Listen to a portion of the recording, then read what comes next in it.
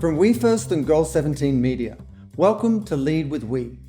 I'm Simon Mannering, and today I'm joined by Ryan Moor, who started printing T-shirts for his punk rock band, and now is founder and CEO of RyanNet and Allmade Apparel, a socially conscious, eco-friendly apparel line that he started with a group of pioneering printers committed to better serving the planet and ending the cycle of poverty in apparel supply chains. And we'll discuss how to identify a marketplace need and stand out in a crowded space like apparel, and how to leverage partnerships to scale your business without compromising your integrity, and how to disrupt an industry so that rising market forces build your business for you. Ryan, welcome to Lead with We. Hey, Simon, thank you so much for having me. Great to be on. Ryan, that's quite the journey. So let's start at the beginning. Tell me, you left high school and punk rock band. Were you any good? How'd it go? Tell us a bit about that. I think it's all young musicians' dream to make it. My idols were Blink-182 and Green Day, so they were huge. So we sounded probably similar between the two of those two bands in the late 90s, early 2000s. I learned how to screen print shirts because we had our first concert. Actually had a class in high school. I think it was part of the home ec course. And my teacher failed that part of my course because I was learning with a hand-cut stencil, kind of archaic mode of screen printing, and cut my hands open, got blood on the shirt. So we weren't a death metal band, so the blood on the shirt didn't work out. But that's so authentic, the blood on the shirt. That's the original screen print, but yes. Yeah, it wasn't an actual screen print. So he let me come back after school and print again before our first show. And it was amazing to see that design. The name of our band was not long after that design kind of pop up on a shirt. And people actually buy them and then wear them at school the next day. So that kind of led to about 4 years after high school, chasing the punk rock dream. I think as an entrepreneur, being in a band is probably the best form of education. I always say I went to the University of Rock and Roll.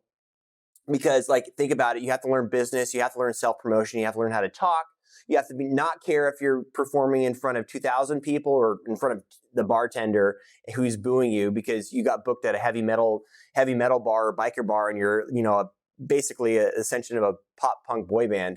And so it teaches you a lot about business and a lot about life and putting yourself out there and not being afraid to fail. So I'm really glad I got that experience. And it led me into the actual world of business and doing it from a little bit more, I guess you would say, new school way of doing things as a pretty young person. I started in business at 23.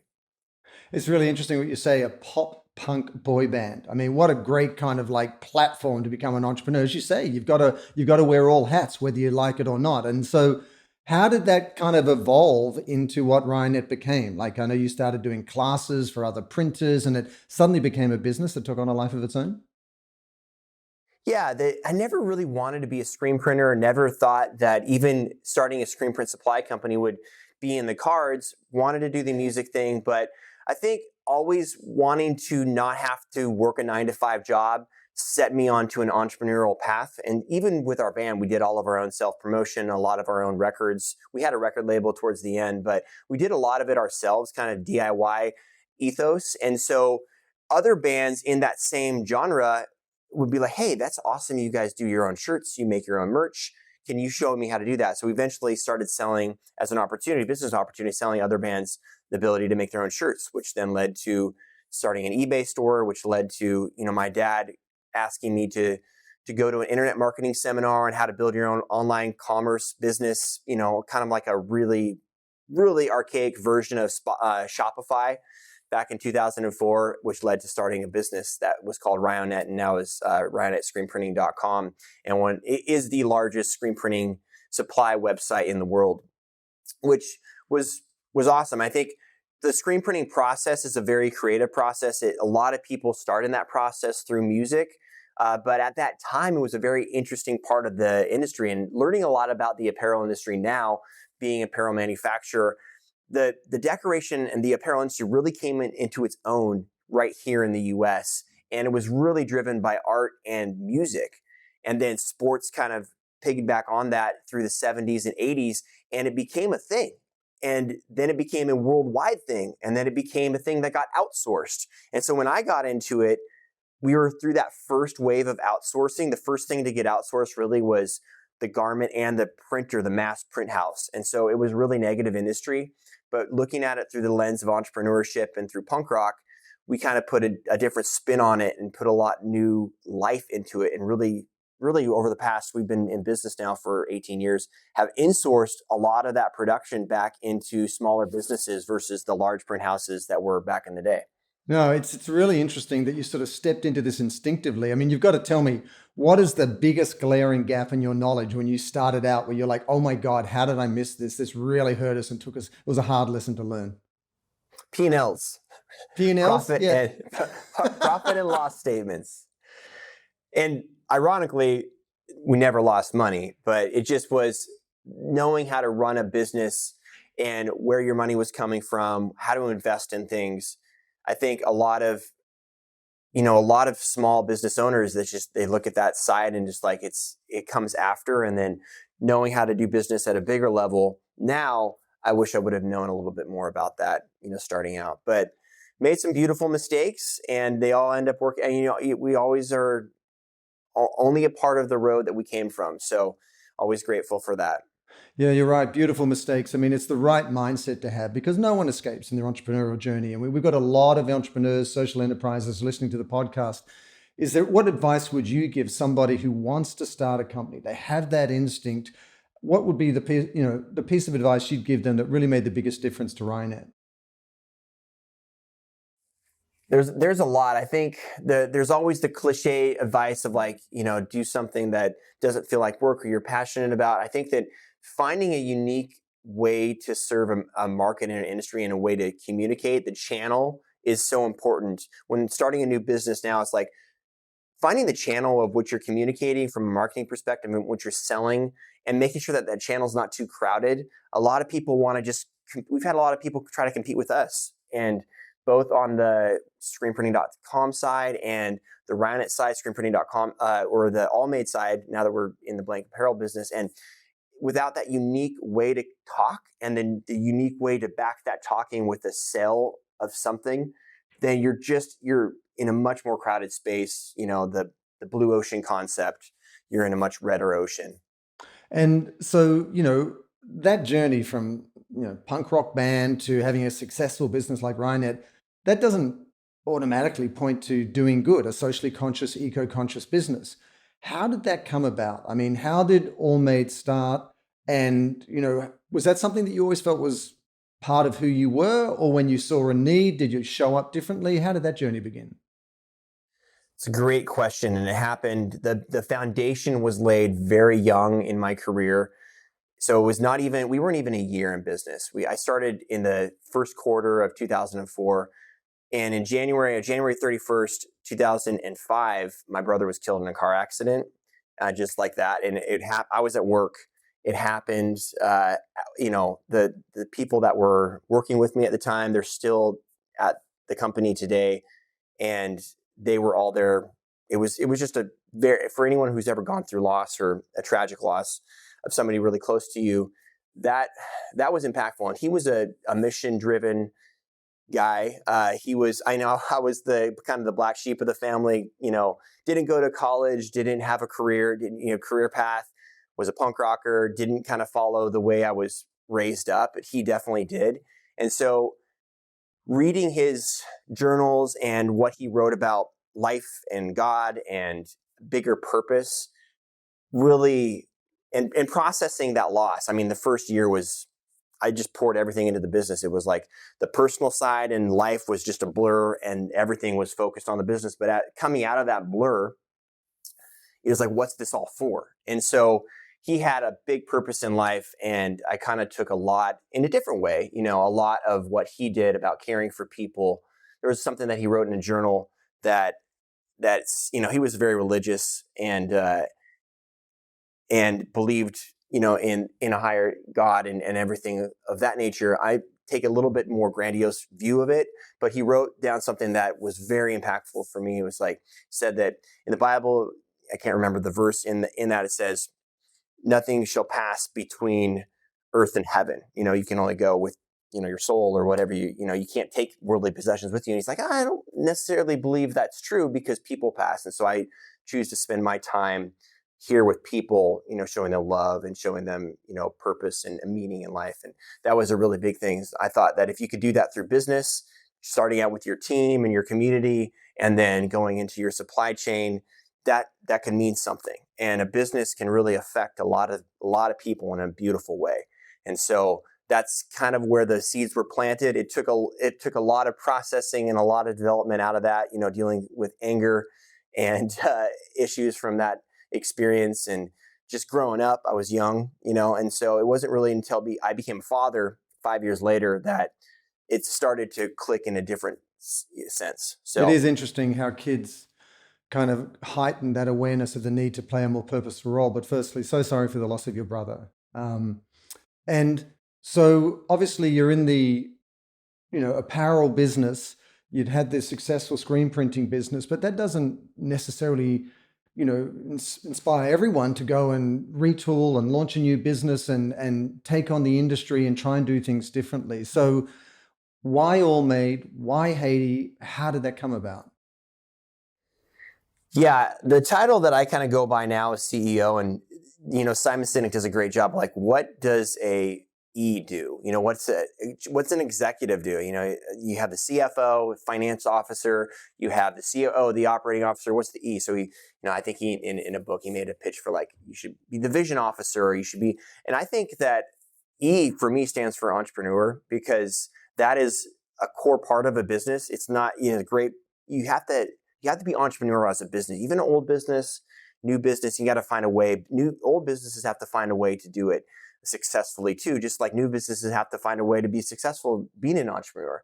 And so being an entrepreneur, being always entrepreneur, looking for new opportunities, we basically built out the supply chain. The first 10 years of business was really about finding that niche and then building a supply chain that made it work. So we vertically integrated our business from making the screens to making the equipment that people print on to manufacturing ink and eco-friendly chemicals. And we took it away. We had an eco-friendly concept of it because not researching the apparel side, just the printing side, it's a very wasteful industry. We use a lot of water. There's a lot of waste. The main ink that we print on in the US is called plastisol, so it's made of petroleum and plastic. It doesn't feel great. There's a lot of crappy shirts that because the prints are so bad on them, they get thrown away or used as towels. So we had an eco-friendly part of Ryonet and screenprinting.com after about our 10-year anniversary, which we made a really cool 10-year anniversary video. And one of the pillars in that video was we want to create a greener industry. And so starting water-based print lines and, chemicals made from soy base and from citrus-based enzymes versus petroleum or solvent base was really a way to do that. And I think that one of my mentors in screen printing that kind of helped that come to reality was he taught me a lot about the printing process, and probably the person I learned the most about the physical part of printing. And he had a lot of health issues from the chemicals that he was exposed to throughout the last 30 years, 40 years of printing. They used to use very harsh solvents. And we always used to say, like, screen printers that have been printing for like 34 years aren't all there, but it's literally like the fumes and everything they were building. And he unfortunately had a whole drum of chemicals spill on him, which really affected him long-term, and it ended up damaging his liver to the point of which he had some liver problems and didn't end up making it. And so that was another catalyst for me of like, hey, we can do this better. And the next generation, my kids, myself, I don't want to be one of those people that had to experience those types of chemicals and stuff. So eco-friendly was a huge part about it. And then the shirt itself is another thing. When you're helping people, we've helped over 100,000 people start and successfully grow a screen printing business. And they're all printing shirts. So being an entrepreneur is like, oh, looking at that shirt, maybe we could make that one day. And the way that Allmade was started was the seed was like, maybe we can make a shirt, maybe we can make a better shirt, that could be, more eco-friendly. But does the world need another T-shirt company? Like, how did you think that you could do something differently? I mean, it seemed like, as you said, a blank is just a blank T-shirt. You're in the blank business. There are so many T-shirt manufacturers out there. What made you think that you could do it differently? Was it the sustainability side of it? No, and that's why we didn't do it for so long, is because A, there were so many of them out there, and B, I didn't really do the research on like how expensive it would be to start and how hard it would be to start. I just knew it would be expensive and hard. I just knew that we could focus on other areas that were not as competitive or costly to get into and be successful doing it, which we did. And it wasn't really until I met a nonprofit called the Global Orphan Project that, we really learned a lot about the orphan cycle of abandonment and the fact that, like, hey, we started out going to areas of the world that had orphans, and we started, like everyone else, creating orphanages. And then we really realized that, wait a minute, like 80% of the orphans in a lot of these areas are not orphans. They just are economic. They're not true orphans. They're economic orphans. They have people that can take care of them. They just don't have the means to do that. So, So people actually give up their kids to an orphanage because they can't provide for them. And I never knew that. Not knowing that. I mean, my family, was religious, and you see these things in church growing up, like, okay, let's give money, and you see these commercials, and it's always from that side. And so I even went on a couple mission trips in high school to orphanages and didn't realize that. And so realizing that, they started to try to create a platform that could create jobs, that could create an economy around a community to not have to give the kids up, or implant better knowledge for the next generation to do things differently. And so, through schooling and then through job creation, they changed their purpose from global, orphan care to orphan prevention. And one of the things they started to do in Haiti specifically was make garments. And it was actually very interesting story that they got into that side of it, but they started making garments. They started doing it in a way that paid what they call living wages or responsible wages, which was at that time about 5 times of what a normal garment worker would make. And then they also started a school to teach this trade to kids that were coming through this orphan system. And they asked me like 5 times to go to Haiti, and never had the time or really the desire to do that. And they actually ended up becoming a customer of ours on one of our businesses that sells high-end automatic equipment called Rock. And that equipment was a very expensive purchase for them. They had a living wage, like not orphan prevention, but they took criminals and took kind of rehabilitated criminals and homeless in Kansas City as part of one of their missions. And so as part of that, they did a screen printing business there. So they would make the shirts in Haiti, and then they would print them in Kansas City. And I basically made a bet with them that say, hey, if you invest this in us, I'll invest this in you. So you were still playing at it, kind of keeping them at arm's length and not sure if you're going to dive in or not. Yeah, they were the ones that made the first investment. And so having that reason, really, things always work out for a reason. And going to Haiti for the first time, I ended up taking my wife and my 2 oldest kids, who were at the time, they were 5. And just seeing the privilege that my kids have and the opportunities that they have versus the future generation that was being raised in these orphanages in Haiti, or these group care facilities in Haiti, and then seeing the fact that they could go to a trade school, and that literally we could create something through our industry, through our hundreds of thousands of customers that were already printing shirts that could affect lives, and they could give them opportunities that my kids just got for granted, being an American citizen and being raised in Washington State. And so it was like, that was the catalyst, and all those seeds that led, from my brother to, being an entrepreneur, to being in this industry, all happened in a way to want to start Allmade, or Isn't an it funny apparel when company. you look back at your entrepreneurial journey, all of these markers along the way inform where you end up, but you only get the benefit of hindsight later on, and you go, "Oh my gosh, of course this all makes sense." But I also know that Allmade is a coalition of printers, and you brought together partners in the industry. How did that come about? It's an interesting sort of collaborative model. Yeah, it was. So Haiti is was probably I think is one of the hardest, or the worst slave importers in, the Americas. And there was French owned, and they literally imported, and the average life of a slave there was like less than 2 years. Very, very bad. And so being there and understanding that side, and and then like researching, there's two things that really came out of that experience. Is the coalition of the abolition of slavery was founded ironically in a print shop in England, and there was 12 founding members of that. And then the Global Orphan Project, and also with my background in religion and the Bible, the Global Orphan Project is a religious organization, and then the idea of 12 apostles that, basically spread this message, And so it's like, whoa, wait a minute. Like, one of the things that was really hard for me to get over starting a business is like, how are we going to do it?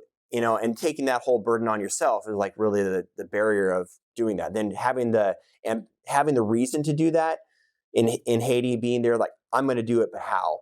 And then figuring out, wait, what if I just found 12 customers that would do this with me, and they could become our first customers. They would buy the first lots of shirts that came off the line, and then that started a different business model that I've never seen before, and not even very many times since, of like starting a business with your customers. It was really interesting, and it was a big feat. We invested in, first of all, finding them, creating a pitch deck, giving the story, and then going around throughout the country. I wanted a very diverse group of printers that were some men-owned, female-owned, LGBTQ, so it's like the whole breadth of this industry that we're in from different lenses, so that we'd have a diverse group of people that could give us a different DNA. And so finding those and then getting all of them to come to Haiti for the first time was kind of the first challenge. And that took about 4 months to put together. We all ended up going to Haiti at the end of 2016 in what a lot of them will call like the real world Haiti for screen printers. It was crazy, because taking everyone outside their comfort zone, first of all, and then into a place and trying to put this together, it's so special how it all worked out, Before I come to the fibers and how you make a better t-shirt, what is that factory experience like? Is it your factory? Do you share it with someone else? And how do you address those human rights abuses that you talked about before? How do you make the experience for those workers that much better? Well, we are all very experiential. So there's a concept in lean manufacturing called go to the Gemba, and that means go to the source. And there's so many people that start just an apparel company, and they just go to a broker and they buy this apparel that's made in some factory they don't even know, and it's coming from fibers that they don't even know. So the first thing that we did was we went to the source. We went to the source of our fiber, the cotton fields in Texas. We went to the source of our recycled plastic in the Carolinas. We went to the source of where our fiber was, turned into yarn in the Carolinas at Parkdale, and the dye houses in the Carolinas, and how much energy did they use? Were we using eco-friendly dyes? Were they using eco-friendly dyes? Did they care? And then we went to Haiti, and we did that over the course of about 10 trips. Over the course of the first 2 years of Allmade, we took about 10 trips throughout our supply chain to really know more about it. And then by knowing more about it, experiencing it, we're like, okay, well, we could invest in this factory, or we could invest in this supply chain of yarn, or this supply chain of recycled plastic, because we know we've been there. We know how people are treated. And it was not just in Haiti that we wanted to make sure we had good jobs. We wanted to make sure we had good jobs in the US too. So we basically started our supply chain in the US and in Haiti. We wanted a fairly close supply chain so that we could get fabric made in the US, support US jobs, and then fabric, get the fabric down to Haiti for cut and sew, and then back here. But as far as factories go, you can tell when a factory is good, first of all, just by how clean it is. And that goes for screen printers too. The best screen printing factories, the ones that have the most profitability and have the best culture and the longest retention of employees, are the ones that are the cleanest. And so the cleanliness, how people are treated inside, how safe it is, and then what kind of certificates are they signing up for? Are they doing the bare minimum just to get by? Or are they actually going and getting certified above and beyond with a fair trade organization, or with, Better Work, or some of the other organizations that are investing, they're nonprofits that are investing in making sure that people have good supply chains. So that's what the things that the number one thing is going there. And then since then, we've expanded our supply chain. We're in Honduras now. We're in We don't manufacture in Haiti because Haiti's been a very hard place to do business in over the last 2 years through the pandemic, and with the government instability they have there. But we're still involved there. We still are very involved in the community. We help people that we knew there, from security guards to kids that we met at the schools and the orphanages, and then would love to manufacture there again someday as well. And then still support the Life Factory that we're there through other areas of business. And then we're also manufacturing in India as well. So we've expanded our supply chain, but that's kind of the thing, is go there, make sure it's good, and then follow that goodness up with how are they being responsible from a certified perspective. And, let's get back to that P&L that you talked about with Ryanair. This is where the rubber hits the road. Is there a business in it? So talk to me about the type of T-shirts you made. I don't know, what cotton, polyester, you've got these different blends to make a better T-shirt, but also, is it competitive from a price point of view? And does the difference you're making in people's lives in the supply chain translate to value to the business and its bottom line? Yeah. So when we started in 2016, very commoditized, very price driven, and a shirt that was comparable to the shirt. So we started making a couple T-shirts. We wanted to make a cotton shirt. We wanted to make a blend shirt. And we ended up wanting to make a tri-blend shirt because a tri-blend uses 3 fibers. It uses a tencel or a cellulose fiber, which is moisture wicking. It uses a polyester fiber, and it uses a cotton fiber. And they typically sell for more. So we knew it was going to cost us more anyway, so we may as well play in a higher field. And then we wanted a cotton shirt because everyone uses cotton shirts. And we wanted to make high-end quality garments. So we didn't start out 100% sustainable fibers. We used just U.S. cotton, which is done in a more responsible way if it's farmed in the U.S. because our EPA, parameters, but it wasn't organic at the beginning. And then we did an organic cotton that we used in our tri-blend shirt. So our tri-blend shirt was eco-friendly. It was made from organic cotton. It was made from a cellulose fiber called modal, which is a tree fiber. Trees, if you think about the supply chain of how things grow, cotton needs a lot of water, it needs a lot of cultivation. Trees pretty much just grow. They're pretty resilient. So uses about 6% of the environmental resource base by using a modal tree fiber versus using a cotton fiber. And then we used a recycled polyester versus a virgin polyester. And so that was a sustainable shirt. We launched with 2 shirts. The sustainable shirt went like this. People wanted it. They paid more for it. The non-sustainable shirt we discontinued in about 6 months just because it wasn't different enough.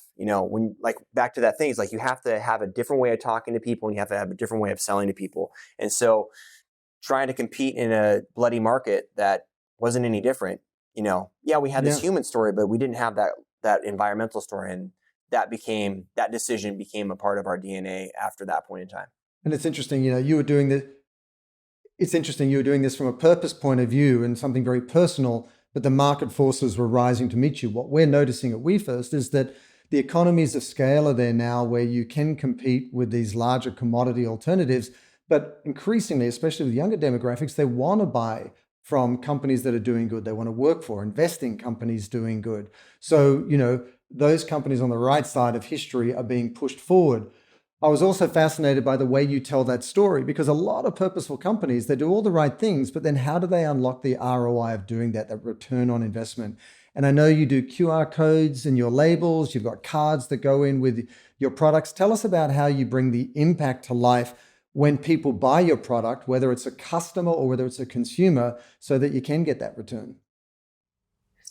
That came from, it's very important to people to have, if an environmental product does not have a good story behind it, and then it doesn't have a way to tell that story on a kind of instantaneous level, it's really hard to make that additional investment again and again and again. And so people buy off convenience typically. And so if you're not really creating a way for people to understand the impact of that convenience, then, and that's where kind of the Feel Your Impact came from, which is our tagline. It's like, how do you really understand that impact? And that really came from, we were working with an environmental club at a university, a large university in the Northeast. Not going to say the name. And they were looking at several hundred of our shirts through one of our customers who was a screen printer. And they decided to go with an alternative brand, also not going to say the name, that was literally the worst shirt you could buy. I mean, it's like They didn't care about the supply chain of people. They didn't care about the fibers that were made of. It's like the cheapest shirt. And so I was like mind blown because we like to highlight some of our prestigious customers. This would have been a prestigious customer that we could highlight and tell the story of, helping other people kind of to sway that direction. And he's like, yeah, they just went with the cheapest option. Like, do they understand? Do I understand the impact of this? Like, right. I wish wait a minute, let's do the math. Let's figure this out. So we kind of got a bunch of spreadsheets out and we started doing a bunch of research of why we chose these fibers, which we had the water savings, we had the chemical savings, we had the labor, the labor supply chain savings. And so, or adding to people's lives. And so we did the math on that. We came up with 6 areas of impact, 5 environmental, 1 humanitarian. And then we presented it to them. And it was insane. Like this one order, you can go to allmade.com/impact or click on the impact button of allmade.com and you can do the math yourself. You like plug in 200 shirts and it's like tens of thousands of gallons of water, just a couple hundred shirts saves. And that's just one of the impact factors. And so seeing that was like, and I was kind of joking with them, like for a commercial, what we should do is we should just take all this plastic and all this water and all this oil and all these chemicals. I think this order saved 54 gallons of chemicals. Like, let's take 54 gallons of Roundup and like just dump it on their front lawn. Like if they say no, this is the impact of going with a cheaper shirt. And luckily we didn't have to do that. Once they saw that, they're like, oh my goodness, we're the environmental club. We have to go this better way. But they didn't understand that. So I think that was a huge connection point in our story of success to this day of that impact calculator and seeing the impact of a purchase and really realizing, oh, that one decision can either save all this or spend and use all this. That just one decision. Absolutely. I mean, I think that the big missing piece of the puzzle for so long has just been the education piece. Consumers, customers couldn't make an informed decision because they didn't know the carbon footprint, the chemicals, the cost of what they were buying, the true cost, not only bottom line, but also to the environment, to our future and so on. And now we're getting those tools in people's hands and they're making very, very different decisions simply because they know. So one of the great opportunities for brands, I think, today is really to level up the understanding of all stakeholders in their community so that everyone can disrupt the industry, but on the strength of their shared knowledge. And I know you have larger ambitions to disrupt the apparel industry and its supply chain all the way down through tier 1, tier 2, tier 3, tier 4. Like, what's the broader ambition? What's the bold ambition you want to see for Allmade in the next 10 years? We'd love for Allmade to continue to be a brand name and be used by influencers that are telling this story. So we don't want to be the number one shirt out there. We know that we're probably never going to be the number one shirt out there, but we want the people that are important in those decisions to be using it, to use it as a platform to influence other brands to do better. And so the rising tide lifts all ships, and we're not going to make every shirt out there. But if we can be a voice to influence other people to make better shirts, and then by doing that, and COVID has actually been really good for our industry. It was really, really bad for our industry for like 3 months, 6 months, horrible. We dropped 80% because all the events got canceled and schools got canceled. But coming out of that, it changed the supply chain model. And we've seen a lot of inflation in garments. And that has allowed us to re-level the expectation of where we're paying. And so looking at releasing a new fabric, it's like, should we release this shirt for $4 or $5, at a wholesale level? And wait a minute, we could release it for $4 and still be profitable, but if we release it for $5, there's going to be less pressure on us to negotiate with our factory. And when they need a raise, we're going to have the money to give them the raise, or we're just going to proactively give them the raise to keep them happy and more productive. And that's the thing, is like, if you add value into an industry, and if you sell a product that has value into it, you're adding value throughout your entire supply chain, right. And you're not taking people. If you're taking the person that negotiates the worst of everything, they get shorted at the end of the day too, because people care less about the product they make because they're getting haggled with, to make it. And so let's not do that. Let's add value throughout the entire thing. And that's actually shifted a lot. We were literally 50% more than competitive products. Now we're within 10 to 20% more than competitive products, the environmental responsible solution. And so when that competitive product goes to make their next shirt, their next season, they're going to look at it and say, hey, wait a minute, we have this brand out here that is only selling for 10 to 15% more than us, but they're using sustainable materials. Like, maybe we should do that. You know, and the market forces are there now, and they're building momentum. And the more companies do it, the more companies lead with we, the more companies lean into these purposeful practices, the more it's a self-fulfilling prophecy. It builds, and then it rewards companies. I mean, part of all of this, and clearly you believe this as well. You got to leverage partnerships to scale your impact. The partnership you formed with the other printers in the first place, through to, I know you've got large apparel customers and people you work with like Sanmar. Like, help us understand how the partnership component has helped you scale your business. Well, that was part of the DNA from the beginning, but wasn't part of the DNA always, because we kind of formed a clique almost with these founders of like, hey, this is us, this is ours, we're going to do it ourselves. It's us against the world.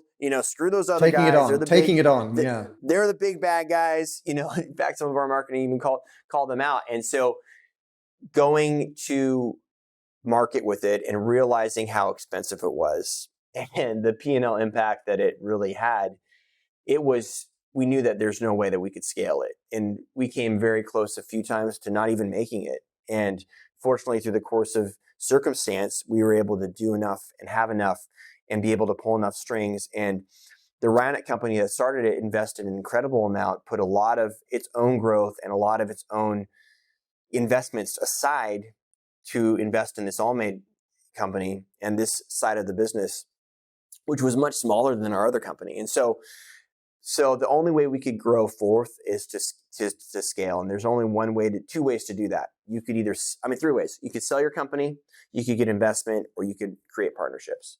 And selling the company takes your story and gives it to somebody else, gives it to the hands of somebody else.